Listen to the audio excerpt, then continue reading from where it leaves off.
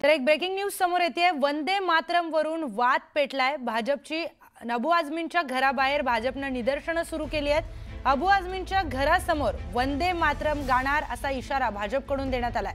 आझमींनी वंदे मातरम म्हणणार नसल्याचं वक्तव्य केलं होतं आणि त्यानंतर हा वाद पेटल्याचं दिसून येतंय।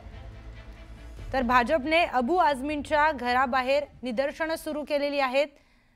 अबू आझमींच्या घराबाहेरची दृश्यही आपण बघतोय। वंदे मातरमला 150 वर्ष पूर्ण झालेत आणि त्यानंतर आपण बोलूयात आपल्या प्रतिनिधी प्रणाली कापसे यांच्याशी। प्रणाली, हा काय वाद आहे? वंदे मातरम हे म्हणण्यास मुस्लिम समुदायातल्या काही आमदारांचा विरोध आहे। त्यांचं असं म्हणणं आहे की त्यांच्या धर्मानुसार केवळ परमेश्वराच्या अल्लाहच्या समोर नतमस्तक होऊ शकतो, त्या व्यतिरिक्त इतर कुठल्याही गोष्टींच्या समोर इतर कुठल्याही व्यक्ती किंवा मग तो देश सुद्धा असू शकतो, तर देशाला माता संबोधून त्याच्या पुढे नतमस्तक होणं हे त्यांना मान्य नाही। आणि त्यामुळं आपण जर बघितलं तर वंदे मातरमला घेऊन हा जुना एक वाद आहे। जन गण मन हे राष्ट्रगीत आहे, त्याचा आम्ही सन्मान करतो आणि त्यासाठी ते आम्ही म्हणतो सुद्धा, त्यासाठी आम्ही उभे सुद्धा राहतो असं त्यांचं म्हणणं आहे। परंतु वंदे मातरमला मात्र त्यांचा विरोध आहे, कारण या गाण्यामध्ये आपण जर बघितलं तर देशाला माता संबोधून तिचं वंदन करण्याबद्दल बोललं गेलेलं आहे।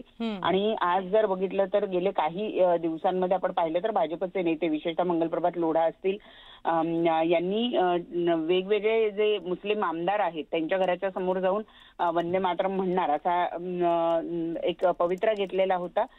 आज आपण बघितलं तर मंत्रालयामध्ये सुद्धा वंदे मातरमचं गायन केलं जाणार आहे। एकूण याच मुद्द्यावरून जो वाद सुरू आहे त्या दृष्टीनं अबू आझमी यांच्या घराच्या बाहेर एक मोठा पोलीस बंदोबस्त आपल्याला बघायला मिळतो आहे। रईस शेख असतील, अबू आझमी असेल, असलम शेख असेल, अमीन पटेल असेल, यांच्या घराच्या बाहेर जाऊन वंदे मातरम म्हटलं जाईल असा एक पवित्रा काही दिवसांपूर्वी मंत्री मंगलप्रभात लोढा यांनी घेतलेला होता। त्या पार्श्वभूमीवर हा बंदोबस्त जो आहे तो लावण्यात आल्याचं आपल्याला बघायला मिळतंय।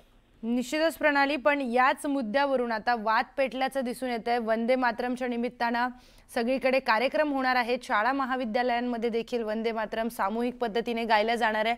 पण याच वरून आता वाद पेटल्याचं दिसून येतंय। भाजपचे कार्यकर्ते हे अबू आझमींच्या घराबाहेर दिसतायत, काय नेमकं ते घोषणाबाजी करतायत?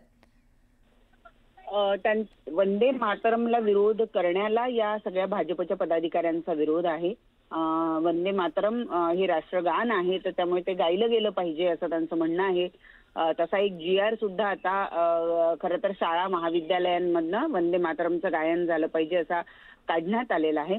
त्या पार्श्वभूमीवर ठिकठिकाणी शाळा महाविद्यालयांमध्ये वेगवेगळे कार्यक्रम घेतले जातात। इतकंच नाही तर आज मंत्रालयामध्ये सुद्धा असा कार्यक्रम घेतला जाणार आहे। मंत्रालयामध्ये आज वंदे मातरम गायलं जाणार आहे। त्या पार्श्वभूमीवर ज्या ज्या मुस्लिम आमदारांनी याला विरोध केलेला आहे त्यांच्या घराच्या बाहेर हे वंदे मातरमचं गायन करण्याचा पवित्रा काही दिवसांपूर्वी मंत्री मंगलप्रभात लोढा यांनी जाहीर केलेला होता।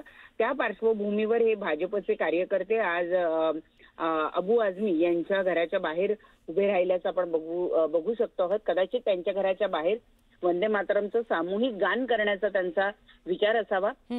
याच पद्धतीचा पवित्रा हा रईस शेख जे समाजवादीचे आमदार आहेत त्यांच्या बाबतीतही घेण्यात आलेला होता, परंतु त्यांनी या मुद्द्याला वेगळ्या पद्धतीने घेतलं। ते म्हणाले की वंदे मातरम गा, काहीच हरकत नाही, माझ्या घरात या गा, मी तुम्हाला चहा सुद्धा पाजेल।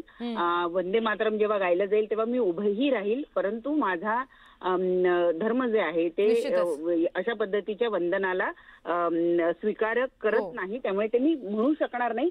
निश्चितच प्रणाली, आणि पण यामध्ये आता काय होतंय, किती वाद हा पेटतोय पाहणं महत्त्वाचं ठरणार आहे। धन्यवाद आपण दिलेल्या माहितीसाठी।